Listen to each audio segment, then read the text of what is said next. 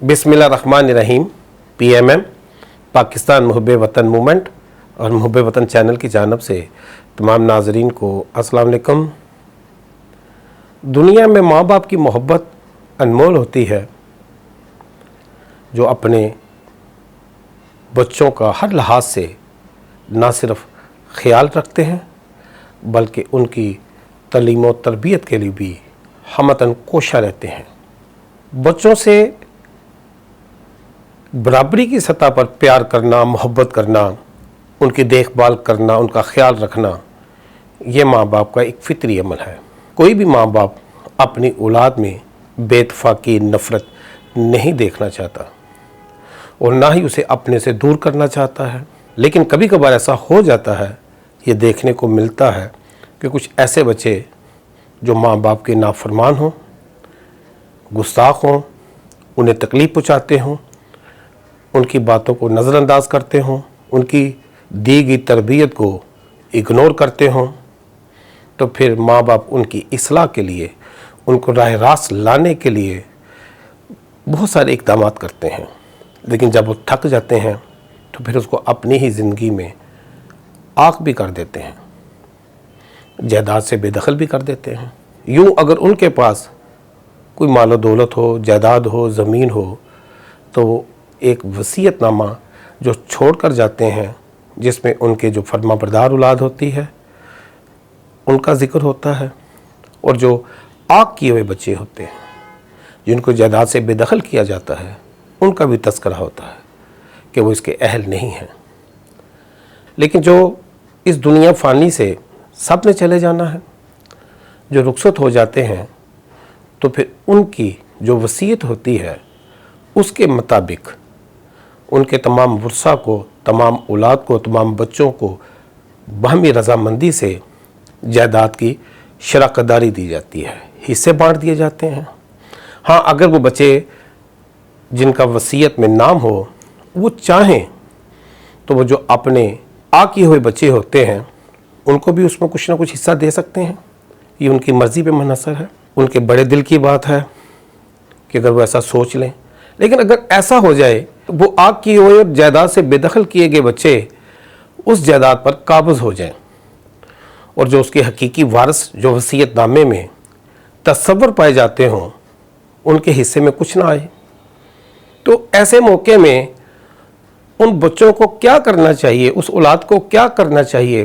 कि वो अपनी वरासती जायदाद के जो हक़ हैं उसको पालें। लेकिन इसके लिए उनको कोशिश करनी चाहिए जिसका नाम जदोजहद है। हर वो प्लेटफार्म, वो मुंसिफ का हो, काजी का हो, अहले मोहल्ला का हो, रिश्तेदारों का हो, उनको दस्तक देकर अपनी दाद रसी के लिए ज़रूर बातचीत करनी चाहिए। तभी ही वो अपने छोड़े गए सरबराह की जो विरासत है, जो वसीयत के मुताबिक उनका हक़ बताती है, वो लेने में कामयाब हो जाएंगे। इससे कुंबे के उस सरबराह का भी भरम रह जाएगा जिसने दुनिया फ़ानी से जाने से पहले अपने बच्चों के लिए वसीयत कर रखी थी। और अगर वो ऐसा नहीं करते, वो किए बच्चे ही उस पर काबज़ बन के रहते हैं और वो जो असल वारिस होते हैं जिनकी हक़ में वसीयत होती है वो खामोश रहते हैं, कोई कोशिश नहीं करते, कोई प्लेटफार्म इस्तेमाल नहीं करते, तो यकीनन वो अपने उन वरसा का भी दिल दुखाते होंगे, उनकी रूहों को भी तकलीफ़ पहुँचाते होंगे जिन्होंने उन नाफरमान बच्चों को अपनी ज़िंदगी में नाहिल तो किया, लेकिन जो असल वरसा थे वसीयत के मुताबिक जिनको वो इसका हक़ दे के गए थे, उनकी खामोशी भी शायद तकलीफ़ का सबब भी बनती हो। यकीनन नाज़रीन, ये आपके सामने एक मिसाल रखने का जो मकसद था वो यही था कि खालिक कायनात पूरी दुनिया को तख्लीक किया है, ज़मीन व आसमान को बनाया है, सूरज चाँद सितारे बनाए हैं, कुदरती वसाइल इंसानों के लिए रखे हैं। ये इंसान भी उसी ने ही पैदा किया है, वो पूरे इंसानों का तख्लीक करने वाला है, बाप है। जो इंसानी कुंबा है, खालिक कायनात उसके सरबराह भी हैं। खालिक कायनात नहीं अपने इंसानों के लिए खुददारी, इज़्ज़तुल नफ्स, हुर्मत, ये विषय में तमाम इंसानों के लिए बराबरी की सतह पर दे रखा है,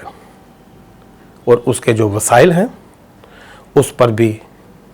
एक इंसाफ है, एक अदल है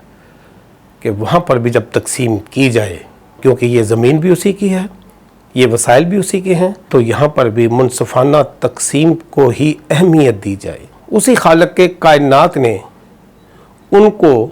बेदखल कर रखा है, आ कर रखा है, जो उसके नाफरमान हैं, जो उसकी मखलूक को अज़ियत पहुँचाते हैं, तकलीफ़ देते हैं, जो तरह तरह के वसवसे पैदा करते हैं, फितना फसाद फैलाते हैं, तमा और लालच हवस में मुब्तला रहते हैं। तो अगर ये उसके वसाइल, जो उसका विरसा है, उनके कब्ज़े में चला जाए, जो असल उसकी वसीयत के मुताबिक उसके हकदार हैं, तो क्या उनको खालिक कायनात दिए हुए वसीयत के मुताबिक हुकूक के लिए जद्दोजहद नहीं करनी चाहिए? हर प्लेटफॉर्म पे दस्तक नहीं देनी चाहिए? इसी से तो वो राज़ी होगा। यही तो उसने कह रखा है कि अपनी हुर्मत के लिए, अपनी इज़्ज़तुल नफ्स के लिए, अपनी खुददारी के लिए, अपने मर्तबे के लिए, कि मेरे दिए हुए वसाइल के हसूल के लिए कोशिश करनी है, जद्दोजहद करनी है, और उन बेदखल और आग किए हुए नाफरमान गुस्ताख लोगों के आगे डट जाना है। तो लिहाजा जब तक हम खालिक कायनात की दी हुई इज़्ज़तुल नफ्स को नहीं समझेंगे, उसकी खुददारी को नहीं परखेंगे, उसके मुकाम हुर्मत को नहीं जांचेंगे, और उन नाफरमान और आग किए हुए लोगों को, जिनको वो पसंद नहीं करता, जो इस सोसाइटी में शर फैलाते हैं, कायनात के गुस्ताख हैं, उनके आगे अगर हम अपने उन जायज़ हुकूक के लिए कोशिश नहीं करेंगे,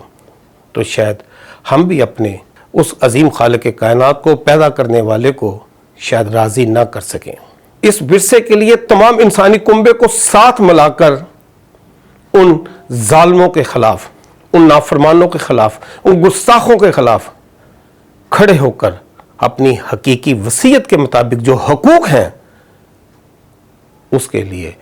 ज़रूर आवाज़ को बुलंद करना चाहिए। यही उसका सबसे खूबसूरत अदल है, और इसी से उसकी खुशी है, और इसीलिए उसने आखिरत में इसका मकाम भी दे रखा है। अल्लाह ताला हमें खालिक कायनात की दी हुई इज़्ज़तुल नफ्स, खुददारी, हुर्मत और उसके मर्तबे को पहचानने की तौफीक अता फरमाए। अपना बहुत सारा ख्याल रखिएगा, हमें इजाज़त दीजिएगा। व आखिर दुआना अनिल हम्दुलिल्लाहि रब्बिल आलमीन।